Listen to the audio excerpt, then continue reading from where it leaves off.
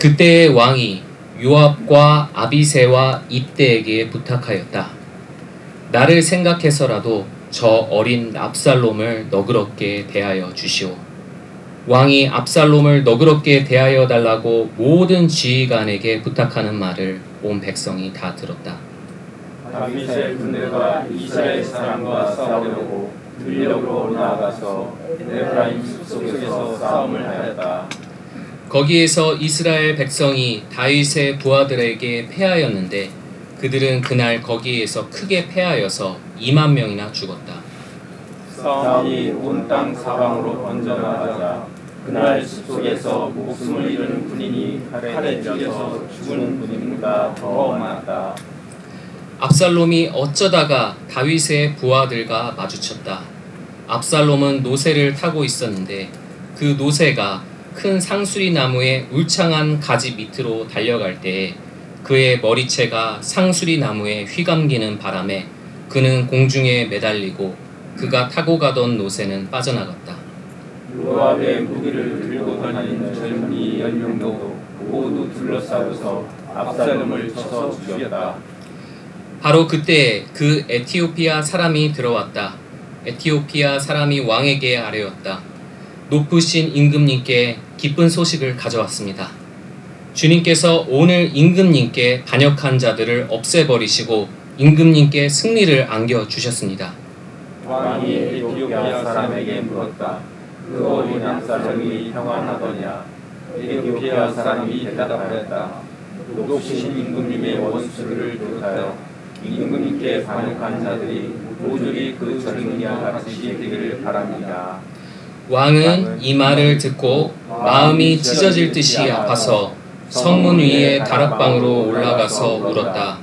그는 올라갈 때에 내 아들 압살롬아, 내 아들아, 내 아들 압살롬아, 너 대신에 차라리 내가 죽을 것을 압살롬아, 내 아들아, 내 아들아 하고 울부짖었다. 네, 할렐루야. 지난주는 올해 들어서 가장 무더운 날들이었는데 교우 여러분 몸 건강히 잘 지내셨습니까? 네, 이런 뜨거운 날씨와는 정반대로 지난주 수요일은 입추였죠.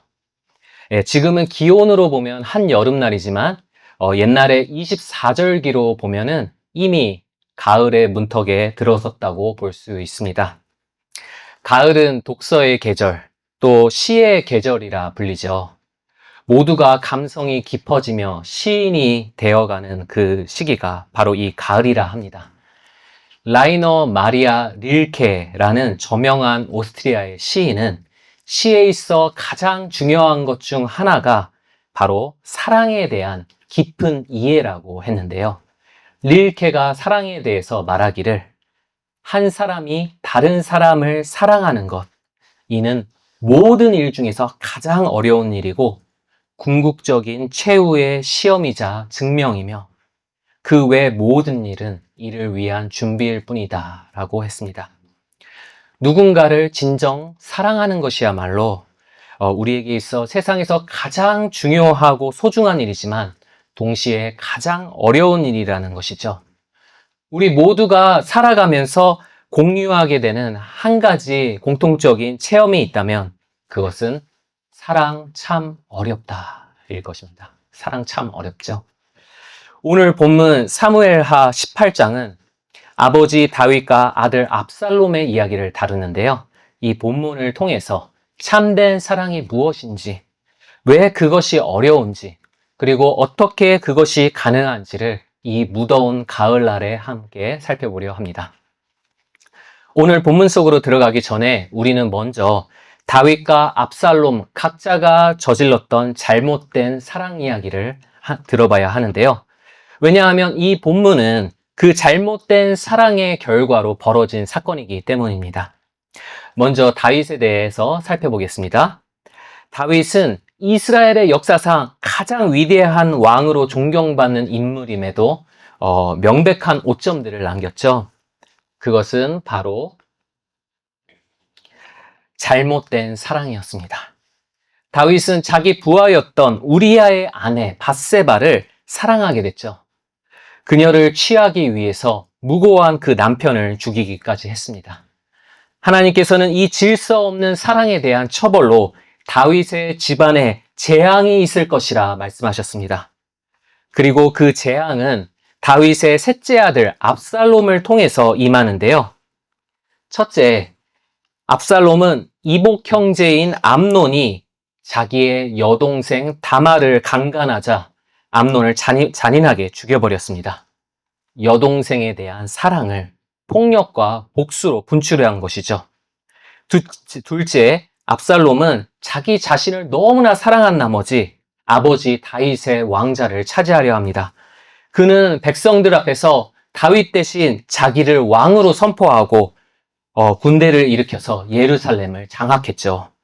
뿐만 아니라 다윗의 후궁들과 아버지의 후궁들과 동침해서 아버지를 노골적으로 욕보였습니다. 다윗은 아들에게 이런 뼈아픈 치욕을 당하고 도망치게 되죠. 결국 다윗과 압살롬 부자는 하나의 왕자를 두고 최후의 전쟁을 벌이는 막장에까지 이르게 됩니다. 오늘 본문은 그 이후에 벌어진 이 부자의 비극적인 이야기를 다루는데요. 이제 다윗은 이스라엘의 왕으로서 온갖 불의를 저지른 압살롬을 처단해야 했습니다. 그런데 참 부모의 마음이란 것이 그렇죠. 압살롬이 그와 아무런 상관이 없는 사람이라면 좀 더 마음 편히 전쟁에 임할 수 있을 텐데 안타깝게도 상대는 그의 친아들이었습니다. 갓 태어난 압살롬을 품에 안고 한없이 기뻐했을 때 그 아기의 두 손을 잡아주며 아장아장 첫 걸음마를 가르치던 때 등등 아들 압살롬은 기억 못할 그 수많은 애정의 추억들이 아버지 다윗에게는 여전히 마음속 깊이 남아 있었습니다. 그래서 다윗은 자기를 위해 목숨을 걸고 싸우러 가는 충성스러운 지휘관들에게 참으로 미안한 부탁을 하게 됩니다. 나를 생각해서라도 저 어린 압살롬을 너그럽게 대하여 주시오. 저 어린 압살롬을 너그럽게 대하여 주시오. 혹시 압살롬을 포획하거든 제발 죽이지 말고 자비를 베풀어 달라는 것이었죠. 도리어 내 목이 언제 달아날지 모르는 그런 긴박한 위기 속에서도 다윗은 나 자신보다 아들의 안녕에 더 마음이 쓰입니다. 이성적으로는 이해하기 어려운 이 오묘한 부모의 마음은 하늘 부모이신 하나님의 마음을 닮았기 때문이겠죠. 이윽고 다윗의 군대와 압살롬의 군대 사이에 치열한 전투가 벌어졌습니다. 혈기왕성했던 압살롬은 승리를 장담했었지만 산전수전 다 겪은 다윗의 그 노련한 전투병들에게 대패하죠. 그리고 압살롬은 노새를 타고 도망치다가 그의 그 긴 머리카락이 나무가지에 그만 휘감겨 버렸습니다. 그래서 꼼짝도 못하고 나무에 대롱대롱 매달리게 되었죠. 압살롬을 너그럽게 대해달라는 다윗의 간곡한 부탁이 있었기 때문에 병사들은 그에게 손끝 하나 건들지 않고 그저 지켜만 보았습니다. 하지만 다윗의 군대에는 아주 냉철한 머리를 지닌 지휘관이 한 명 있었습니다. 바로 다윗의 조카인 요압이었죠. 그가 판단해 보기를 정에 약한 다윗의 성품상 압살롬을 처단 못할 것이 뻔했습니다. 그리고 저 못돼 먹은 아들놈을 살려두면 후에 분명 다윗에게 화가 될 것이라고 예견했던 것 같습니다. 그래서 요압은 결국 압살롬을 투창으로 찔러서 생명을 끊어 놓았습니다. 이제 다윗이 전쟁의 결과에 대해 보고받아야 할 때가 되었습니다. 먼저 다윗은 자기의 군대가 압살롬의 군대에 완전한 승리를 거뒀다는 그 기쁜 소식을 듣게 되죠. 하지만 다윗은 그것엔 별로 관심이 없다는 듯 바로 본론으로 들어갑니다. 그 어린 압살롬이 평안하더냐? 안타깝게도 다윗은 아들 압살롬이 결국 처형당했다는 그 비보를 듣죠.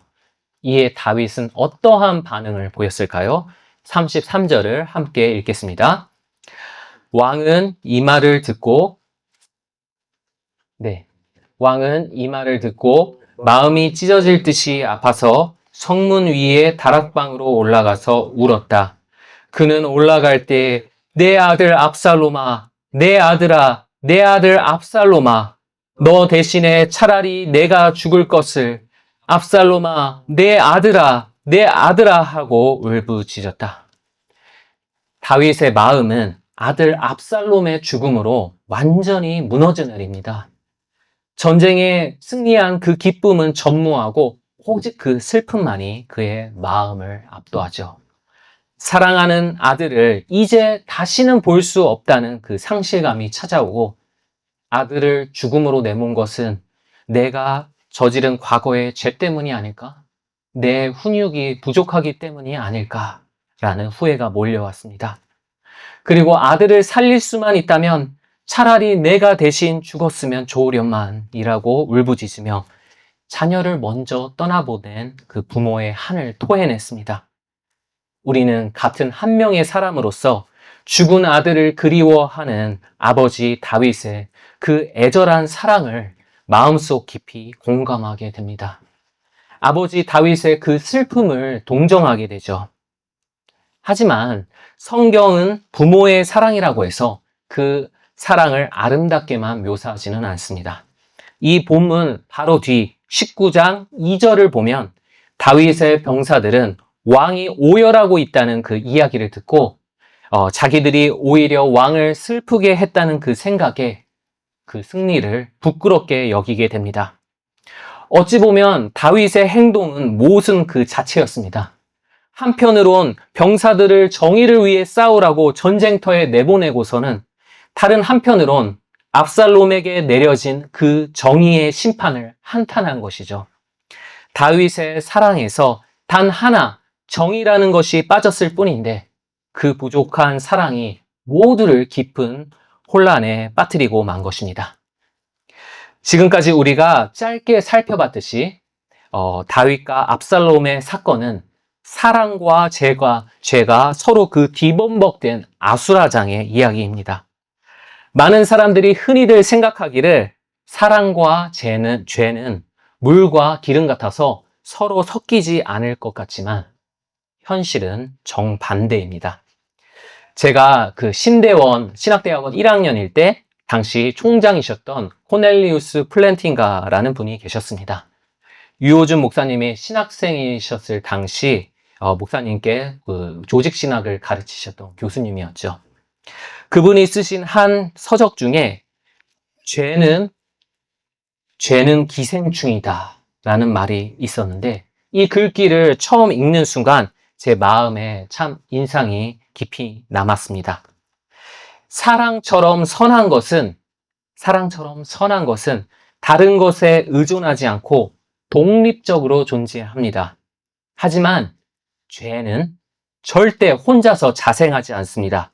죄는 항상 선한 것에, 사랑처럼 선한 것에 기생해서 그 속에 있는 하나님의 질서를 갉아먹는 형태로만 존재하죠. 제 그 지인의 이야기를 한번 들려드릴게요. 제 친구가 있는데 그 친구는 어떤 보수적인 종갓집의 장손이었습니다. 집안의 기대를 한 몸에 받고 있었죠.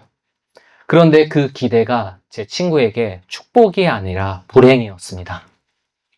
제 친구의 아버지는 마음속에 강한 인정 욕구가 있었습니다.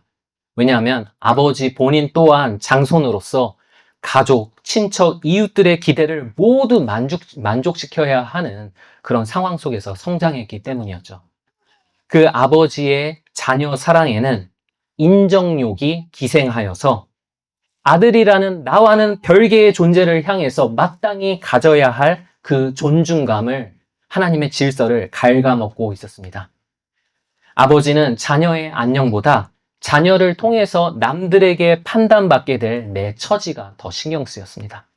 그래서 아들을 많이 사랑하지만은 늘 내 성에 차지 않는 아들에게 자꾸 손이 올라가게 됐죠.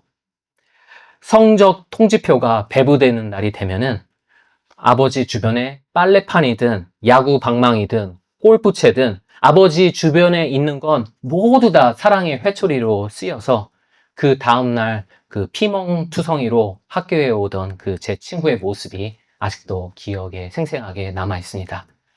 어렸을 때부터 20대 초반이 되어서까지도 그 폭력이 계속되었죠. 그러던 어느 날 친구는 그 심한 우울증과 애정 결핍증으로 입원하고 맙니다. 그리고 아버지는 아들과 함께 신경정신과 의사를 마주보고 앉아서 아들이 그동안 속에만 쌓아두었던 그 솔직한 이야기를 처음 듣게 되죠. 자기는 아들을 진정 사랑했었다고 생각했었지만 그와는 반대로 아들은 늘 부모의 따뜻한 사랑에 목말라 했고 고독해했고 두려워했고 스스로 목숨을 끊는 생각을 수없이 되풀이할 만큼 괴로웠다는 걸 비로소 알게 되었습니다. 인정의 욕망으로 뒤틀린 나의 왜곡된 자녀 사랑이 지금까지 아들을 너무도 괴롭게 했다는 사실에 큰 충격을 받으셨죠. 죄는 이처럼 선한 것에 달라붙어서 그 속에 있는 하나님의 질서를 갉아먹고 원래의 모습에서 기형이 되게 하는 형태로 기생하는 것입니다. 악은 그 자체로 악이 되는 것이 아니라 선한 것에서 하나님의 질서가 빠져버린 결핍된 선, 원래의 모습으로부터 왜곡되어 버린 기형적인 선이 악이 되는 것이죠. 많은 사람들이 하나님의 사랑에 대해서 오해하기를 사랑에는 처벌이 없다고 생각합니다. 무엇이든 너그럽게 용서하는 것이 사랑이라고 착각하죠.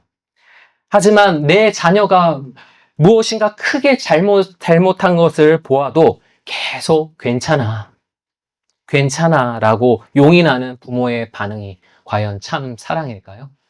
아니죠. 잘못된 질서를 바로잡고 바른 길로 인도하는 게 부모의 참 사랑일 것입니다.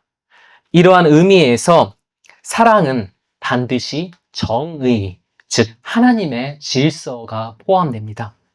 다윗과 압살롬의 이야기처럼 우리의 사랑에서 정의가 결핍되면 무언가 하나님의 질서가 빠져버리면 그 사랑은 악이 되어서 반드시 누군가를 해하고 마는 것이죠.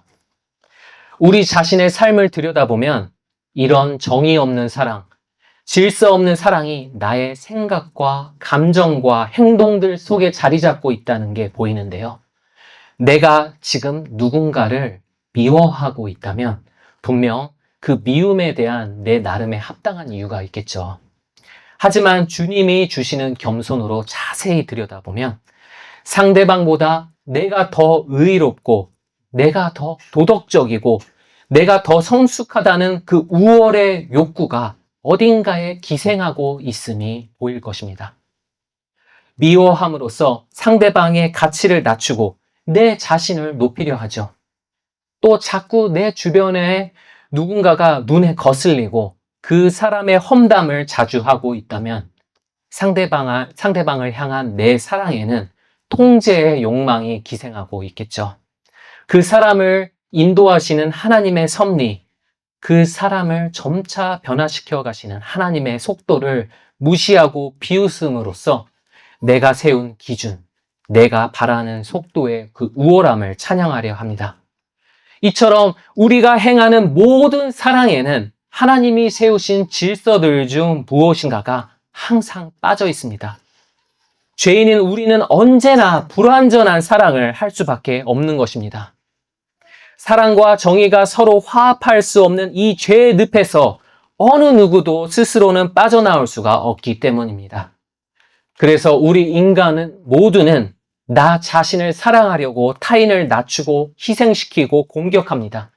내 가족을 사랑하려고 다른 가족의 안녕에 무관심합니다. 지금 뉴스에 나라 간의 전쟁과 경제무역 갈등에 대한 소식으로 가득하듯이 우리는 내 나라를 사랑하기 위해서 다른 약한 나라를 억압하고 착취합니다. 우리의 이 불완전한 사랑으로 하나님이 세우셨던 이 피조 세계의 샬롬, 그 온전한 조화로움과 평강이 완전히 산산조각 나고 만 것입니다. 이 혼돈의 결과 어느 누구도 죽음을 피할 수가 없게 된 것이죠. 이것이 죄인된 우리 모두가 맞이하게 된 비참한 처지인 것입니다. 하지만 오늘 성경은 우리에게 기쁜 소식도 전합니다. 오늘 본문 바로 뒤에 19장 5절에서 7절을 보면 요압은 오열하고 있는 그 다윗 왕에게 아주 뼈골 때리는 직언을 하죠. 압살롬을 향한 당신의 사랑에는 정의가 없습니다. 당신의 그 도가 지나친 슬픔이 목숨 걸고 싸운 우리 군인들을 오히려 부끄럽게 만들고 말았습니다. 만약 반대로 저 패역한 압살롬이 살아남고 우리가 죽었다고 한다면 당신은 아마도 지금보다는 더 기뻐하셨겠죠. 그게 아니라면 이제 그만 일어나십시오. 그리고 밖으로 나가서 왕으로서 정의를 바로 세운 당신의 군인들을 격려해 주십시오. 요압의 이 조언은 아무리 그 내용이 합당하다 하더라도 당시에 다윗이 감당하기 쉽지 않은 조언이었죠. 하지만 요압의 말 속에 담긴 그 하나님의 메시지가 다윗의 마음을 움직입니다. 내 아들 압살롬의 죽음으로 정의는 바로 섰지만 아들을 향한 내 사랑은 갈 길을 잃었다네. 하지만 하나님께서는 내가 다 알 수 없는 섭리로 사랑과 정의 중 어느 하나도 상실케 하지 않으시리라. 언젠가 사랑과 정의, 이 둘이 반드시 서로 만나게 될 그날이 반드시 오리라 라는 신뢰가 있었던 것이죠. 그래서 8절을 보면 다윗은 요압의 조언을 듣자마자 곧장 일어나서 성문 문루에 앉았습니다. 당시 성문은 공적인 의무가 행해지던 곳, 특히 그 재판이 이루어지던 곳이었습니다. 다윗이 성문 문루에 앉았다는 것은 그가 왕의 권좌에 다시 복귀해서 다시금 나라를 정의로 다스릴 것임을 보여주는 행동이었습니다. 다윗 왕의 그 불완전했던 사랑이 다시금 정의 위에 바로 서게 된 것이었죠. 그리고 사랑과 정의가 서로 하나 될 날을 고대했던 다윗의 소망은 그의 자손이신 예수 그리스도를 통해 궁극적으로 성취됩니다. 참 많은 문학 작품들이 사랑과 정의라는 이 주제를 다루는데요. 그 중에서도 저는 러시아의 작가 도스토예프스키가 쓴 죄와 벌이라는 그 소설이 오늘 본문의 메시지와 가장 잘 어울리는 것 같습니다. 이 소설의 주인공은 라스콜니코프라는 가난한 대학생인데요. 그는 자기 애가 넘치다 못해서 정상이 아니었습니다. 어느 정도냐면 이런 괴상한 가설을 세우기에 이르는데요. 나같이 특별한 사람들은 법과 질서가 필요 없어. 나는 법과 질서 위에 있어. 홍길동이 부자의 재산을 빼앗아서 가난한 사람들에게 나눠줬던 것처럼 나는 범죄를 저지른다 할지라도 그 범죄로 모든 사람을 이롭게 할 수 있어. 완전한 정의와 질서가 없는 자기애에 빠져버렸던 것이죠. 라스콜니코프는 실제로 그 가설을 행동으로 옮기는데요. 가난한 사람에게 돈을 빌려주고 말도 안 되는 고금리의 이자를 취하는 한 악덕 고리업자 할머니를 죽이겠다고 결심합니다. 그리고 그 할머니에게서 뺏은 그 재산으로 나는 더 나은 삶을 살고 사회적으로 유익한 일도 해낼 거야 라고 장담하죠. 라스콜니코프는 진짜로 그 할머니를 살해했습니다. 그리고 그 과정에서 의도치 않게 그 할머니의 여동생까지 죽이게 됐죠. 나는 법과 질서 위에 있어서 무슨 짓을 해도 괜찮을 거야 라고 이전에는 자신했었는데 진짜로 그 끔찍한 범죄를 저지르고 나니까 감당할 수 없는 그 죄책감과 불안이 몰려왔습니다. 그리고 그는 정신적으로 또 육체적으로 점점 폐인이 되어 갔죠. 그러던 중 그 우연히 알게 된 소냐라는 여인과 사랑에 빠지는데요. 소냐는 가난한 가족을 먹여 살리기 위해서 어쩔 수 없이 몸을 팔던 가엾은 매춘부였습니다. 하지만 그녀는 그런 고난을 신앙으로 이겨내고 있는 믿음 깊은 그리스도인이었죠. 소냐는 하나님을 모르고 살았던 라스콜니코프에게 복음을 전하면서 그를 무조건적으로 사랑해 주었습니다. 그에게 그냥 평생 범죄 사실을 숨기고 살라고 조언하는 그런 정의 없는 사랑이 아니라 그에게 회개와 또 용서의 중요성을 가르치면서 자수하라고 권하는 정이 가득한 사랑을 베풀었죠. 그렇게 라스콜니코프는 점점 마음이 열려가고 결정적으로 한 성경 이야기를 읽고 하나님에 대한 굳센 믿음이 생기는데요. 그 이야기는 바로 병든 나사로의 이야기였습니다.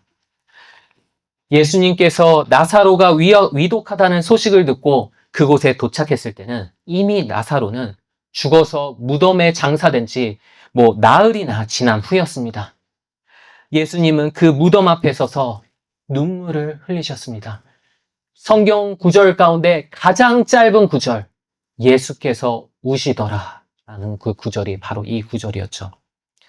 마치 다윗이 압살롬을 잃고 오열했던 것처럼 예수님은 인간의 죄가 불러온 그 죽음의 그 처참한 풍경을 보시면서 슬피 우셨습니다.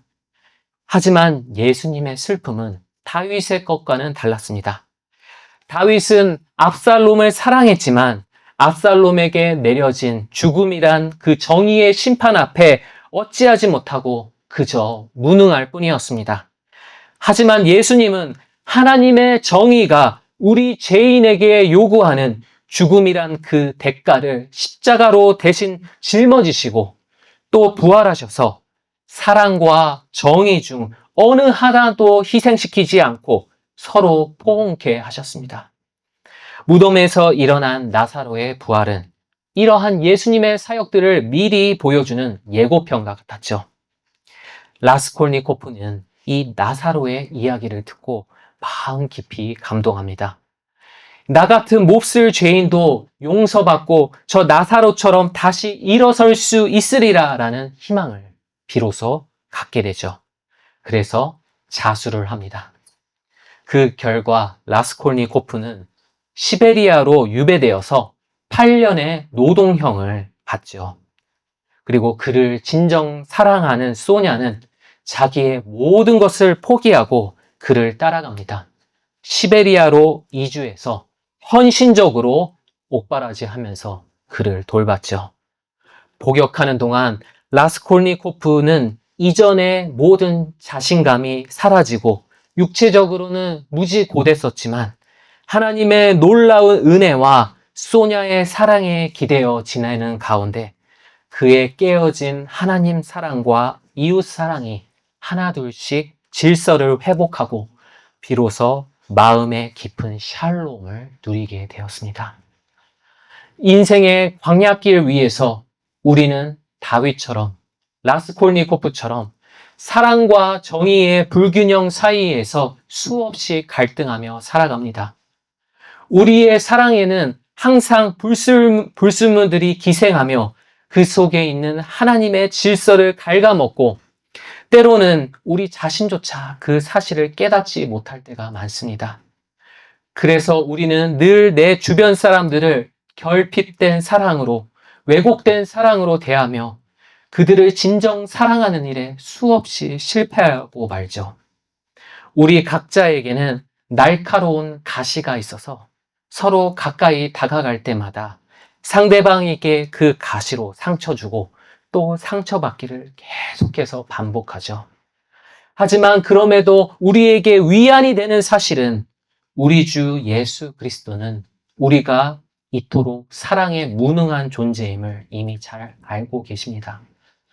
하지만 연약한 우리의 그 밑바닥을 전부 보시고도 그분은 우리를 경멸하지 않으시고 나사로의 무덤 앞에서 그러하셨던 것처럼 우리의 모든 아픔에 공감하며 눈물을 흘려주시죠.